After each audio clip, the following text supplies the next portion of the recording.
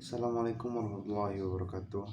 Perkenalkan, nama saya Dwi Agung Abdul NPM 2154071016. Di sini saya menjelaskan yaitu sistem penyaluran bahan bakar bensin.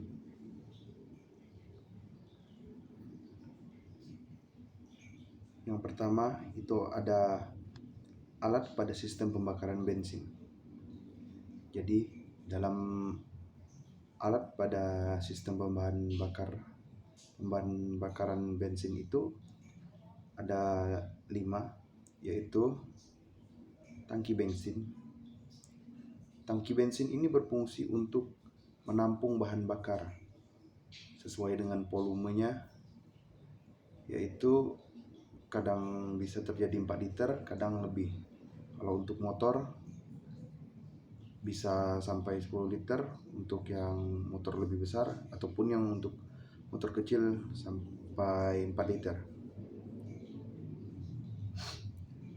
Yang kedua yaitu filter bensin. Filter bensin ini berfungsi untuk menyaring kotoran pada bensin. Bisa jadi itu ada airnya ataupun kotoran yang ada di bensin. Kotoran ini akan disaring di filter bensin. Dan pada saat bensin sudah masuk filter bensin, supaya tidak mempengaruhi mesin yang lainnya. Yang kedua yaitu pompa bensin. Pompa bensin ini berfungsi menghisap bahan bakar untuk diantarkan ke karburator. Jadi fungsi pompa bensin ini sendiri sama seperti pump. Pump ini menghisap. Dia menghisap bahan bakar bensin yang ada di tangki, lalu mengantarkannya ke karburator. Yang kedua yaitu karburator. Karburator ini sendiri berfungsi untuk mencampur bahan bakar dengan oksigen. Pencampurannya itu terjadi di karburator untuk disampaikan ke pembakaran selanjutnya. Yang kelima yaitu selang bensin. Selang bensin ini sendiri bisa berupa baja, aluminium, dan juga karet. Tentunya kalau dia karet itu punya selangnya ini sendiri mempunyai ketahanannya sendiri untuk mobilitasnya dari bahan bakar bensin itu sendiri untuk melindungi si karet. Di sini saya menjelaskan tentang tangki bahan bakar. Tangki bahan bakar ini menyimpan bensin. Dia menjadi wadah untuk bensin. Jadi dalam sistem penyaluran, tangki bahan bakar ini adalah awal untuk menampung bensin.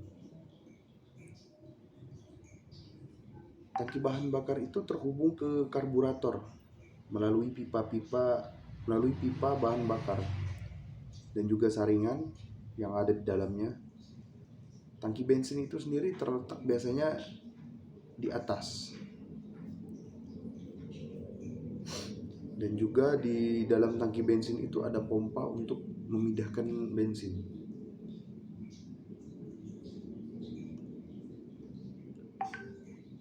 Saringan bahan bakar. Saringan bahan bakar terletak di dalam tangki bensin. Saringan bahan bakar itu berbentuk bulat dan juga memiliki bentuk bulat yang ada di dalam tangki bensin. Saringannya itu sendiri di atasnya mempunyai selang untuk menghisap. Dan pada saat dia menghisap, lalu diturunkan di saringannya di bawah itu memiliki seperti bisa disebut penyaringnya sendiri. Dia membersihkan kotoran dan juga air yang ada di dalam bensin untuk memurnikannya. Lalu dihisap lagi untuk menuju karburator dan melalui selang.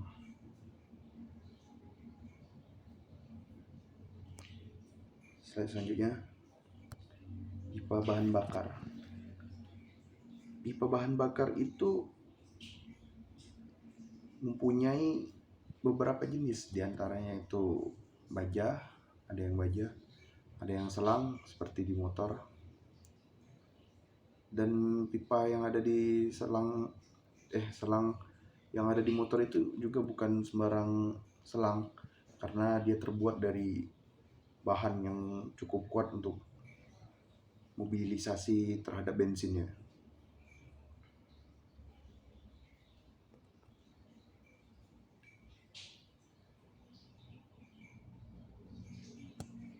Dan juga selang ini berfungsi untuk menghubungkan antara tangki bensin, yaitu dimasukkannya dalam dimasukkannya ke dalam saringan bahan bakar itu sebelum si bensin dihisap melalui saringan bahan bakar, lalu dimasukkan ke selang menuju injektor. Slide selanjutnya, pompa bahan bakar. Nah, pompa bahan bakar ini sendiri pun mempunyai dua jenis. Jenis yang pertama mekanik, yang kedua elektrik. Pompa bahan bakar mekanik ini atau yang disebut karbu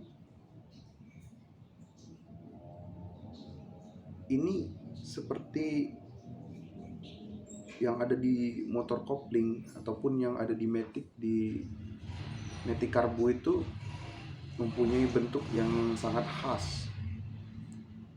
Dia mempunyai jarum dan juga di atasnya mempunyai fuel tank, outlet check valve, from fuel filter atau untuk filter suatu bensin ya, dan juga karburator sebelum memasuki area pembakaran.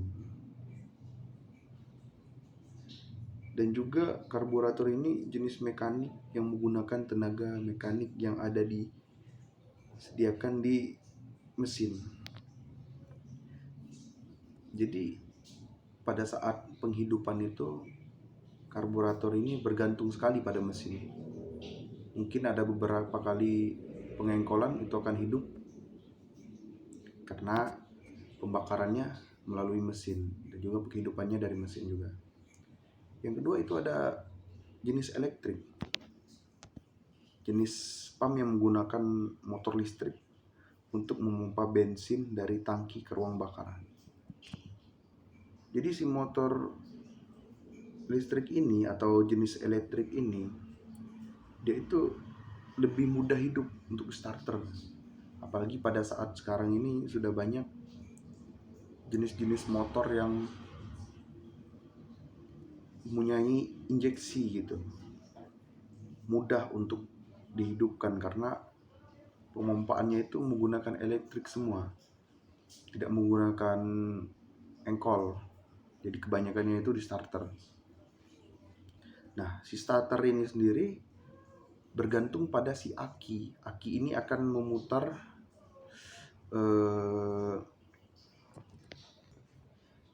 si aki ini akan memutar dinamo starter.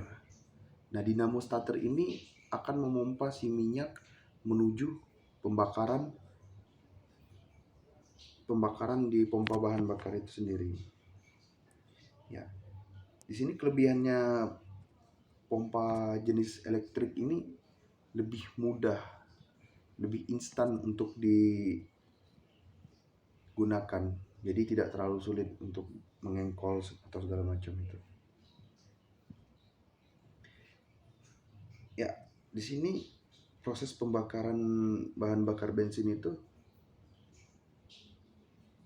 ada selanjutnya yaitu karburator. Nah, karburator ini bensin akan masuk ke karburator melalui selang dan akan melakukan percampuran udara dengan bensin. Percampuran udara dan bensin. Karburator juga memiliki komponen. Jadi di karburator itu memiliki beberapa komponen gitu. Yang pertama, pengabut untuk mempercepat masuknya udara ke dalam karburator sehingga bahan bakar bercampur dengan baik. Jadi pergerakan karburator itu setelah minyak masuk lewat selang dan akan menuju karburator, si karburator akan menghisap udara dan penghisapannya itu melalui filter udara. Nah, pada saat pencampurannya itu maka terjadilah pembakaran. Yang kedua yaitu klep gas. Klep gas untuk mengatur banyaknya bahan bakar yang masuk ke dalam karburator.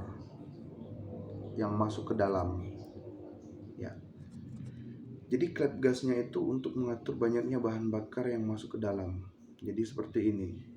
Apabila terlalu banyak bensin yang masuk ke karburator, maka dia tidak akan hidup, atau yang disebut itu banjir lah. Dan juga si udara ini tidak akan bercampur dengan baik dengan bensin kalau bensinnya terlalu banyak. Yang kedua yaitu klep udara. Klep udara untuk mempermudah menghidupkan motor yang masih dingin yang sulit start. Jadi klep udara ini berfungsinya itu untuk menghisap agar di dalam itu terjadinya pembakaran dan juga memudahkan si motor untuk lebih efisiensi untuk hidup. Jadi tidak akan ada yang namanya itu kesulitan. Ya memang kadang ada kesulitan pada saat pada mesin karburator ini, karena pada saat pagi hari dingin pasti sampai berapa kali pengengkolan itu akan sulit untuk menghangatkan dulu mesinnya. Yang keempat itu ada klep cuk untuk memberi tambahan udara. Ya, klep cuk ini untuk memberikan tambahan udara yang dimasukkan yaitu di karburator. Pada saat mesin menyala, klep cuk ini akan masukkan udaranya juga. Di sini ada yang kelima yaitu ruang pelampung untuk persediaan bahan bakar. Ya, klep penampung ini, ruang penampung ini seperti yang tunjukkan di gambar itu ada di posisi kuning agar bahan bakar masuknya itu lebih konsisten, tidak kebanyakan dan tidak kedikitan. Tidak terlalu banyak dan tidak terlalu dikit lah. Ya, yang nomor 6 ini pengapung untuk mengatur tinggi permukaan bahan bakar. Ya, pengapung ini berfungsi untuk menahan bahan bakar agar tidak terlalu banyak di dalam karburator itu sendiri. Ya. Selanjutnya ada 7 jarum pengapung untuk mengatur bahan bakar yang masuk. Jadi jarum pengapung itu sendiri masuk itu sama seperti menetes agar tidak terlalu banyak masuknya. Jadi cuman sedikit demi sedikit, tapi dia mencukupi dalam karburator itu. Yang kedelapan itu pemancar utama untuk memancarkan bahan bakar. Ya sama seperti menyemprotkan. Ya, di sini ada cara kerja karburator. Saat masih start, udara akan mengalir dari filter udara masuk ke dalam ruang karburator dan akan melewati venturi. Di sisi lain, bensin akan memenuhi ruang pelampung, tekan venturi turun, menyebabkan bensin dari ruang pelampung naik menuju saluran main jet dan keluar di dalam venturi. Hal tersebut akan menyebabkan bensin keluar di tengah derasnya aliran udara saat proses hisap. dan saat proses intake sudah bercampur dengan bensin saat memasuki ruang bakar. Jadi cara kerja ini saat masih di start, udara akan masuk melalui filter udara. Dia akan dihisap melalui filter udara masuk ke karburator, dan itu akan melalui venturi, dan juga bensin juga akan masuk secara bersamaan. Jadi bercampurnya udara dan bahan bakar bensin itu akan bercampur dengan sempurna.